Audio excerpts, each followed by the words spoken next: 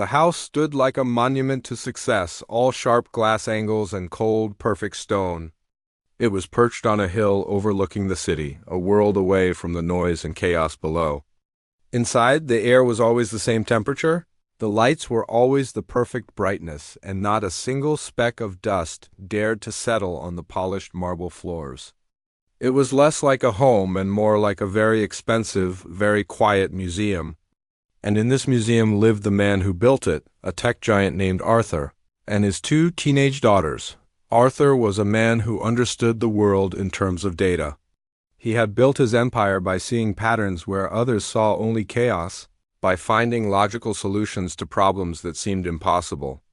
His office was the heart of his world, a dark room lit only by the soft glow of 6 massive monitors.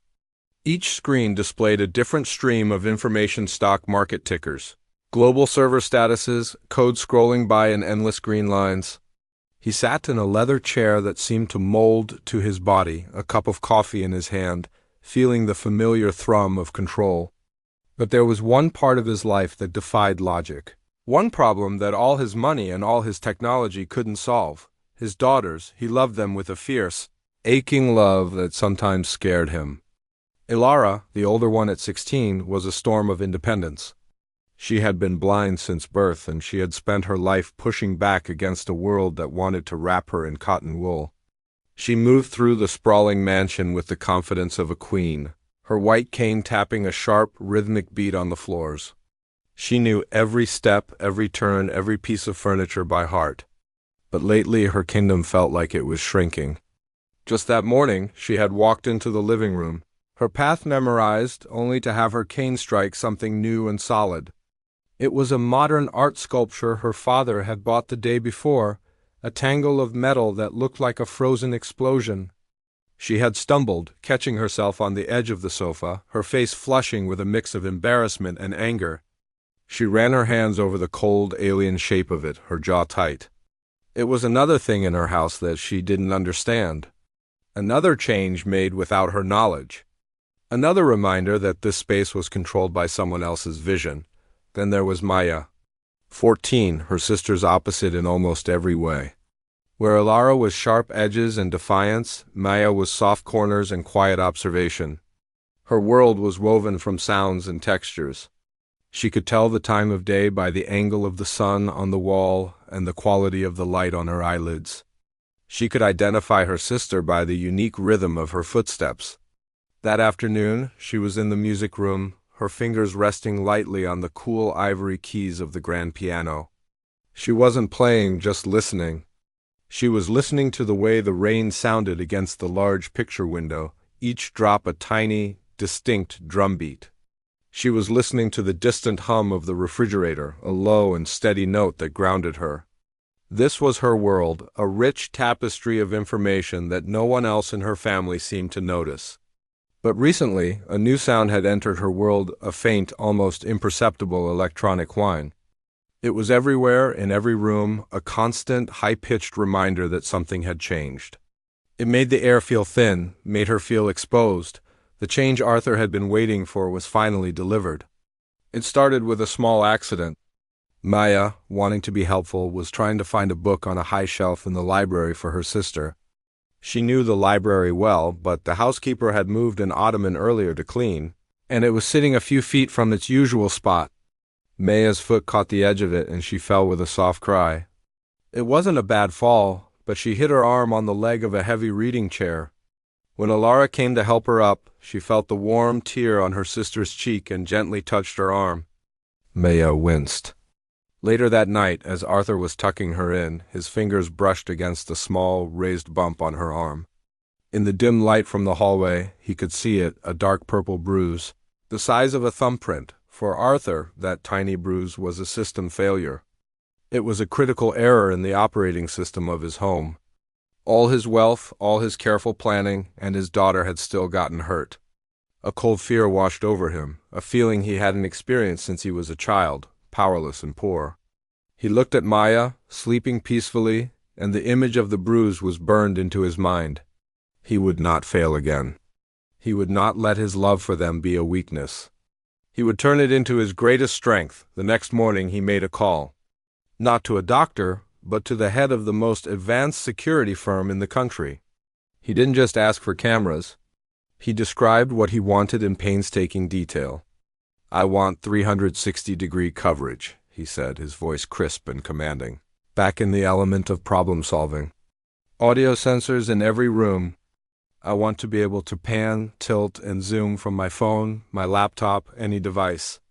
I want night vision that can see a dust mote in the dark. I want it all, and I want it installed by tomorrow." Money was no object. This wasn't an expense. It was an investment in their safety. The installation was a quiet invasion. A team of men in uniform moved through the house, drilling small holes in the ceilings, running nearly invisible wires behind the walls. Ilara watched them for a while, her arms crossed, her expression unreadable. She asked one of the men what they were doing. He just smiled and said, "Your father is making some upgrades." The word upgrades felt like a slap in the face. Maya retreated to her room, the new, high-pitched whine in the air growing louder with every new piece of equipment they installed. She pulled her blanket over her head, trying to muffle the sound, trying to find a quiet corner in a house that was suddenly full of listening devices. By the end of the day, the work was done. The small, dark lenses of the cameras were nestled in the corners of every room like tiny, unblinking spiders. Arthur sat in his office, the 6 monitors now displaying a new set of data streams. There was the living room, the kitchen, the library, the girls' bedrooms. He could see everything. He watched Ilara pacing in her room, her cane tapping furiously on the rug. He watched Maya sitting on her bed, perfectly still, her head tilted as if she were trying to hear something far away. He took a sip of his coffee and felt a profound sense of relief. The fear was gone, replaced by the warm, comforting glow of 1,000 points of light. He was watching over them. He was protecting them. He was being a good father. But as he looked at the 2 separate, silent images of his daughters on the glowing screens, he didn't see connection. He didn't see happiness. He just saw the data, and for a fleeting moment he wondered if he had just built the most beautiful, most expensive, most secure cage in the world. The days that followed settled into a new, silent rhythm. The house, once filled with the unpredictable sounds of life, now felt like it was holding its breath. The only new sounds were the faint, almost unnoticeable hum of the cameras and the soft, distant click of a hard drive recording everything. For Arthur, this was the sound of safety. He would start his day not by greeting his daughters, but by switching on his monitors. 6 screens came to life, 6 windows into the world he now controlled. He'd sip his coffee, watching the ghost-like images of his home unfold in real time. He saw it as the ultimate expression of love, a digital wall built around the people he cherished most. But in the hallways, a different story was being told. It was a story told in textures and sounds, a language Arthur's cameras couldn't comprehend. And the person who understood this language best was someone the cameras barely registered at all. Elias had been keeping the Vance house clean for nearly 2 decades. He was a man made of quiet habits and soft-spoken words. His hands, though wrinkled and spotted with age, moved with a certainty that came from years of knowing his craft. He knew the feel of every floorboard, which ones creaked and which ones were silent under his feet. He knew how the morning sun hit the grand staircase, making the dust motes dance like tiny, glittering spirits. He had been there when the girls were little, when they would run through the halls with the sound of thunder, and he had watched them grow into the young women they were now. One morning, Arthur was focused on the screen showing the main upstairs hallway. He watched as Ilara came out of her room. She didn't walk straight ahead. Instead, she stopped and placed her right hand flat against the wall, her fingers slowly tracing a pattern. She did this every time she passed this spot. On Arthur's monitor, it was just a repetitive, slightly strange action. He made a note on a digital pad attached to the system. Subject: Ilara, action, repetitive tactile contact with wall segment. 100 to 4, frequency, 8 to 10 times daily. Possible anxiety-related behavior? Recommend further observation. He was trying to find the code, the logic behind the action. To him, it was a bug in the system that needed a patch, But what Arthur couldn't see from his chair was the reason why. The wallpaper in that specific spot had a very subtle raised pattern, a small floral design that was almost invisible to the eye but felt distinct to the touch. It was exactly 6 feet before the hallway opened up into the large, echoey space above the living room. For Alara, that texture was her signpost. It was her reassurance that she was on the right path, a physical anchor in a world that felt like it was changing around her. The new cameras had altered the acoustics of the house ever so slightly, creating strange, new echoes that confused her. So she clung to the things she could trust, the things her fingers could verify. She wasn't exhibiting a bug. She was using a feature of her environment that had always been there. Elias saw this too. He was at the far end of the hall, carefully polishing a wooden banister. He watched Alara's fingers find their place on the wall, a small, familiar gesture he'd seen for years. He didn't see a problem to be solved. He saw a young woman navigating her world with skill and grace. He understood that her world wasn't made of images, but of 1,000 tiny details like the one on that wallpaper. He finished his work and moved on, his presence so quiet he was like a piece of the furniture itself, unnoticed by the cameras and the man watching them. Later that day it was Maya's turn to be misunderstood. She was in the sunroom, a place she loved because the air always felt different there, warmer and filled with the scent of the orchids her mother used to grow. She sat on the floor, not reading a book, not looking at anything, just listening. Her head was cocked to one side, a slight smile on her face. On Arthur's monitor, she looked vacant. He felt a pang of worry. Was she sad? Was she lonely? The system had no data for the expression on a face that wasn't looking at anything. He saw stillness and interpreted it as emptiness, but Maya's world was anything but empty. She was listening to a symphony that no one else could hear. She was listening to the low buzz of a bumblebee tapping against the window pane. She was listening to the gentle rustle of the leaves on the old oak tree outside, each leaf sounding slightly different as the wind passed through them. She was listening to the distant sound of Elias's vacuum cleaner starting up downstairs, a low, familiar rumble that meant the house was being cared for. These sounds painted a picture in her mind, a picture more vibrant and detailed than any camera could ever capture. She wasn't vacant. She was completely full of the world around her. The real test of the system's blindness came later that afternoon. Arthur, in a fit of what he called improving the aesthetic, had a new sculpture delivered. It was a tall, slender pedestal made of polished black stone, designed to hold a vase. It was placed in the middle of the large living room, a stark, modern shape in the middle of the traditional space. To Arthur, looking at it on his monitor, it was a thing of beauty. To Alara and Maya, who had not been told of its arrival, it was an invisible hazard. Maya was walking through the living room, heading to the kitchen to get a glass of water. She knew this path. She knew the number of steps from the doorway to the edge of the large area rug. But today something was wrong. The sound of her footsteps changed a fraction of a second too early. The air in front of her felt different, a space where there shouldn't be one. She stopped dead in her tracks, her hands clenched into small fists at her sides. The familiar path was gone. She was lost in her own home. Arthur saw this happen on his screen. An alert flashed in red letters. Subject, Maya, anomaly, sudden stop, location, living room, potential. Obstruction detected. His heart pounded.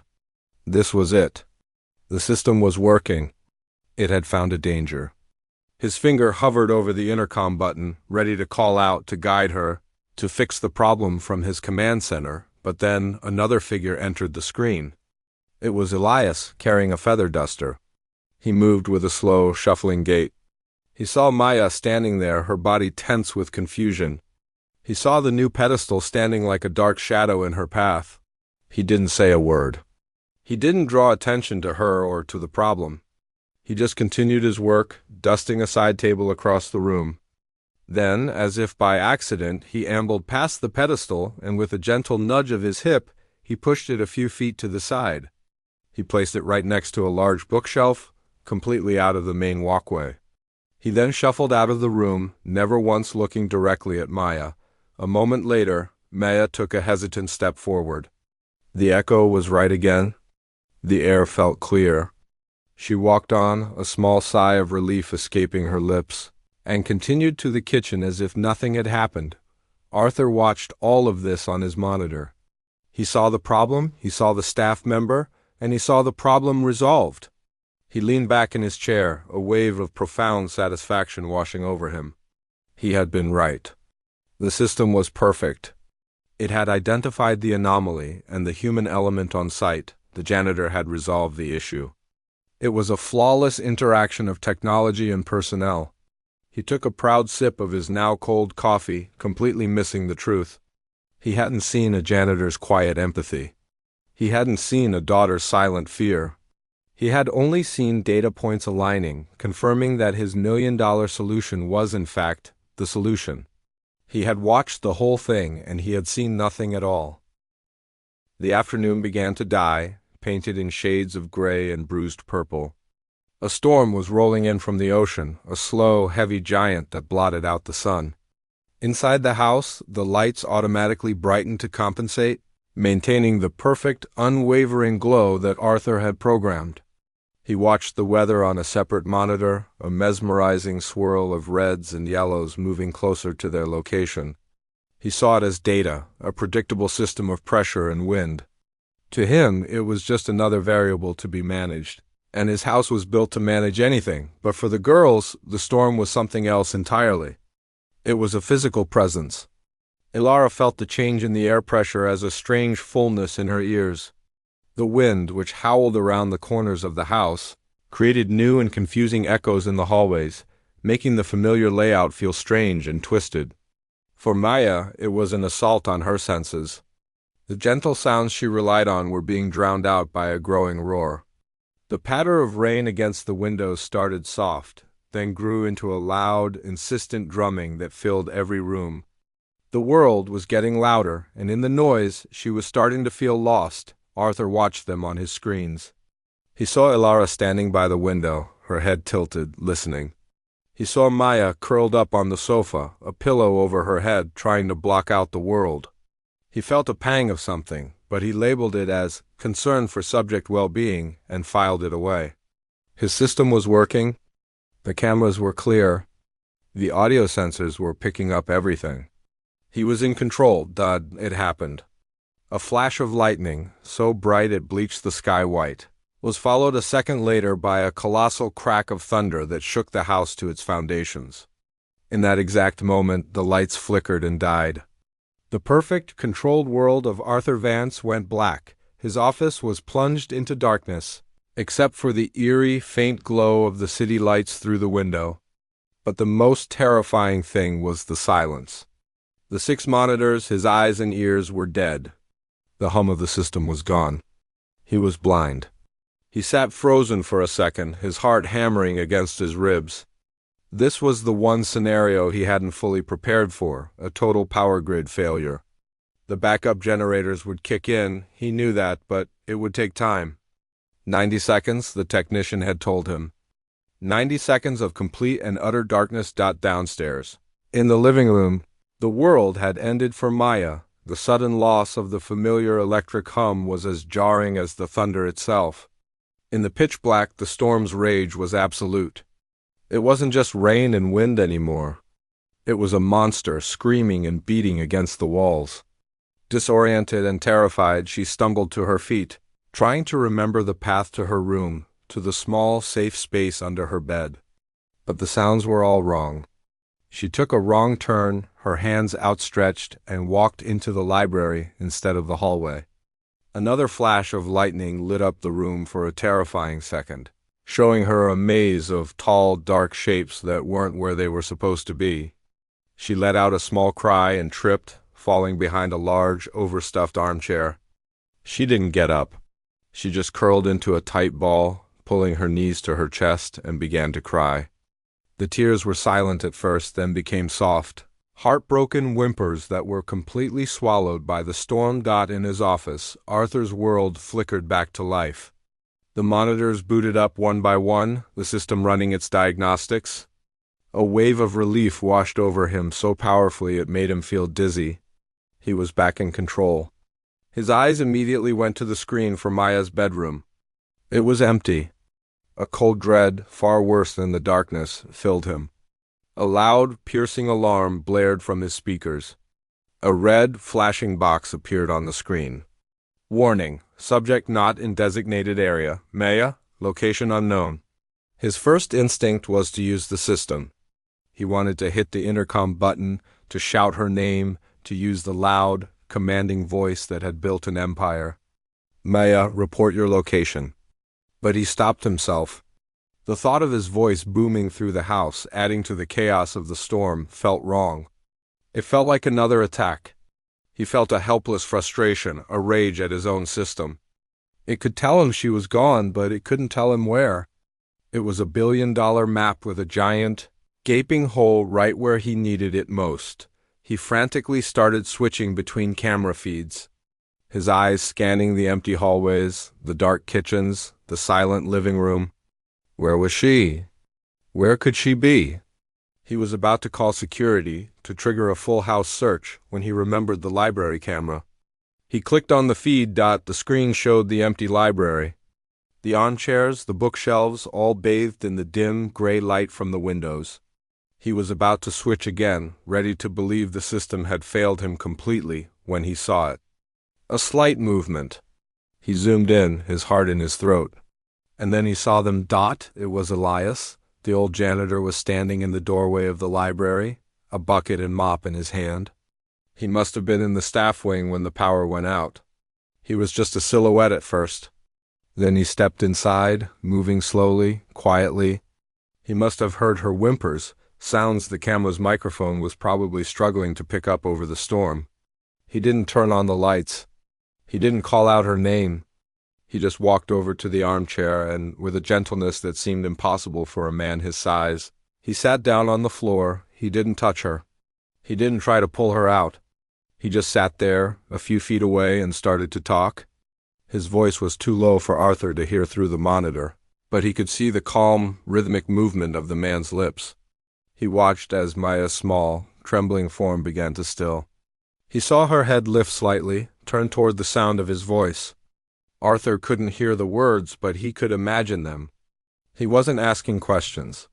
He wasn't telling her it would be okay. He was just giving her back her world. He was probably describing the storm, the way the rain sounded, the way the thunder was now getting farther away. He was speaking her language, the language of sound and comfort. Arthur watched, frozen in his chair as the scene continued. He saw Maya's sobs subside, her small shoulders relaxing. He saw her uncurl herself just a little.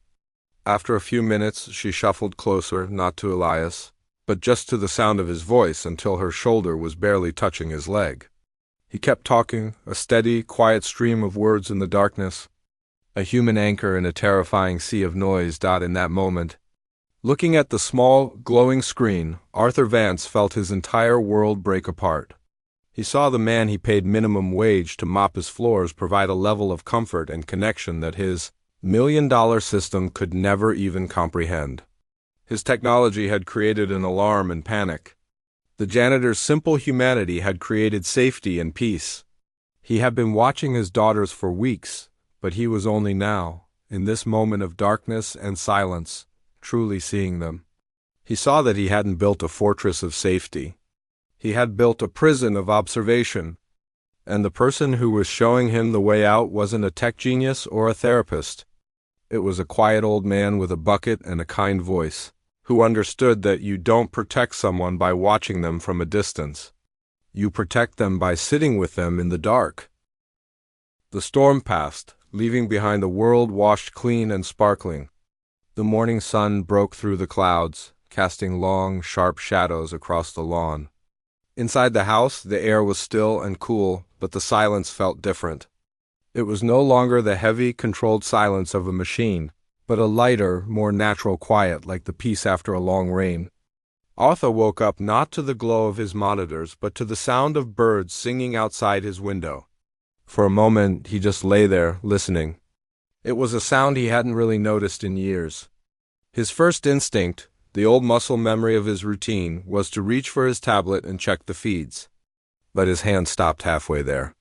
The image of Elias sitting on the floor with Maya in the dark was burned into his mind.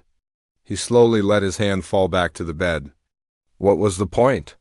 He had watched for weeks and understood nothing. In 90 seconds of darkness, a quiet old man had taught him more than all his technology ever could. He got dressed and walked through the house. It felt strange, moving through the rooms without the invisible eyes of the cameras guiding his perception. He saw the scuff mark on the floor where Maya had stumbled. He saw the faint imprint of Alara's hand on the hallway wallpaper. These were no longer data points. They were signs, messages he was just now learning how to read. He found Elias in the kitchen, not with a mop or bucket, but carefully wiping down the counters with a soft cloth. The old man worked with a slow, steady rhythm, as if he had all the time in the world. Arthur stood in the doorway for a long moment, feeling a nervousness he hadn't experienced since his first business pitch. This was harder.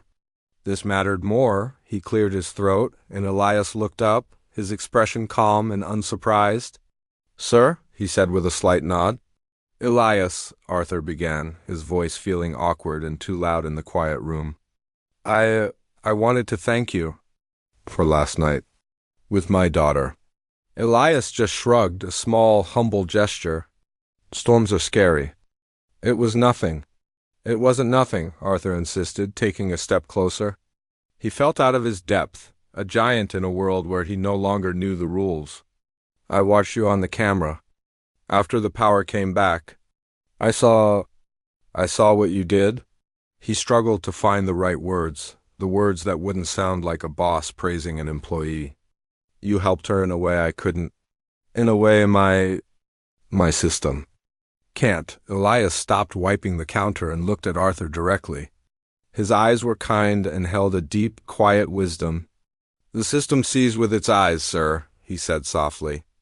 "But your girls, they don't see with their eyes. They see with their hands, with their ears, with their feet. You have to learn their language if you want to talk to them." The simplicity of the statement hit Arthur like a physical blow. Learn their language. All this time he had been trying to teach them the language of data and visual confirmation. "How?" Arthur asked, the word coming out as a near whisper. "What do they need?" Elias put down his cloth. "They don't need to be watched. They need to be known. They need a world that makes sense to their fingers and their ears, not just to their eyes." He gestured around the pristine, perfect kitchen. "This house is like a blank page to them. Everything is smooth, the same temperature, the same texture. It's confusing. They need landmarks. They need a map they can feel." That afternoon, a new project began in the Vance mansion. There were no high-tech teams, no complex schematics displayed on tablets. There was just a father, his 2 daughters, and a quiet old man with an idea. Arthur, for the first time in a long time, got his hands dirty. He went to a specialty flooring store and brought back dozens of samples. He and Elara sat on the floor of the living room, and he watched as she ran her fingers over the different textures: rough slate, smooth cork, warm bamboo, nubby wool. "This one," she said. Her voice filled with a new excitement Arthur hadn't heard in years. She was holding a sample of rough-hewn wood. "It feels strong. I could know where I was with this under my feet." So they began to install it. Not a team of professionals, but Arthur and Elara. He learned how to measure and cut, his clumsy fingers fumbling with the tools while she guided him with her keen sense of touch and space. They laid a strip of the distinctive wooden flooring leading from her bedroom door to the top of the stairs, a tactile path she could follow with her feet or her cane. It was her path, one she had helped create. Meanwhile, Maya and Elias began a different kind of mapping. They went through the house with small, unlit scented candles and essential oils. Maya would close her eyes and inhale deeply, her face breaking into a smile or wrinkling in distaste. "Lavender," she decided for the library. "It smells like quiet." For the sunroom, she chose a light citrusy scent. "It smells like the sun," she explained. They placed small, discreet diffusers in each room, creating an olfactory map. A guide for her nose. Arthur started turning off the monitors. At first, it was just one. He turned off the feed for the living room because he was in there, working with Elara, The next day, he turned off the one for the library because he knew if Maya was in there, she was surrounded by the smell of lavender and quiet. He didn't need to see her to know she was okay. He was learning to trust. He was learning to listen. One by one, the screens in his office went dark, the wall of glowing eyes slowly disappearing until the room was once again just a room, with a window that looked out onto the world. He found he didn't miss the constant stream of data. He was too busy listening to the sound of his daughter's laughter from the other room, a sound more vibrant and real than anything he had ever seen on a screen. He was installing a new system in his house, one built of wood and scent and sound, a system not of observation but of connection. And for the first time, it felt like home. Months passed and the seasons began to change, painting the world outside the large windows in new colors. Inside the house, a more profound change had taken root. The wall of monitors in Arthur's office was now just a wall. The screens were dark, gathering a fine layer of dust, like forgotten relics from another lifetime. The constant, low hum of the security system had been replaced by a different kind of soundtrack, the gentle tap-tap-tap of Ilara's cane on a strip of rough-hewn wood in the hallway. The soft strains of a piano melody drifting from the music room where Maya was exploring new chords. The quiet rustle of Elias tending to his plants in the sunroom. The house was no longer a sterile museum. It was a home filled with the messy, beautiful, and unpredictable sounds of a family learning to live together. Arthur had learned a new language. It was a language that wasn't written in code or displayed on a screen, but was spoken in the texture of a rug under bare feet, the scent of lavender in a quiet room, and the specific way a sound echoed in a curved staircase. He spent his days not in his office, but with his daughters. He learned to cook with Maya, his hands guided by hers as she identified spices by their smell and texture. He learned the difference between basil and mint not by looking at them, but by crushing their leaves between his fingers and inhaling. He and Ilara built things together, small shelves, a window box for herbs, his clumsy, inexperienced hands learning precision from her patient, tactile instructions. She would show him how the wood grain felt, how a joint should fit together not just so it looked right, but so it felt strong and solid. He was no longer a remote commander. He was a student and his daughters were his teachers. One sunny afternoon, the three of them were sitting in the garden. The air was warm, and a gentle breeze rustled the leaves of the old oak tree. Elias was nearby, quietly weeding a patch of roses, his presence as comforting and familiar as the sun itself. Arthur leaned forward in his chair, a new kind of excitement in his voice. "I've been thinking about a new project for the garden," he began. In the past, he would have shown them a 3D rendering on a tablet, describing the sleek lines and modern materials. But now he closed his eyes, just as they would. "I want to install a fountain over there, by that empty wall." Ilara tilted her head, her attention focused. "A fountain?" she asked. "What will it sound like?" "That's the most important part," Arthur said, a smile in his voice. "I want it to have different levels, so the water doesn't just fall in one big splash. It will trickle down a series of small, flat stones. Each one will make a different sound, a high-pitched tink here, a lower, deeper plunk there. It will be like a song that changes with the wind." Maya, who had been trailing her fingers through the grass, sat up. "Will it make the air feel different?" she asked. "Absolutely," Arthur said. "The fine mist from the water will create a cool little pocket of air right around the bench we'll put in front of it. On a hot day like today, you'll be able to sit there and feel the temperature drop. It will feel like stepping into a different world." He paused, picturing it not with his eyes but with all his senses. "And the smell," he added softly. "When the water hits the stones, especially after they've been warmed by the sun, it will have that clean, wet smell, like the earth right after a rainstorm. We can plant things around it too, things that will love the mist." "Jasmine," Maya said immediately, her face lighting up. "We should plant jasmine. The smell gets stronger when it's damp. It would mix with the smell of the water." Ilara nodded in agreement. "And the wall behind it," she said, her mind clearly at work.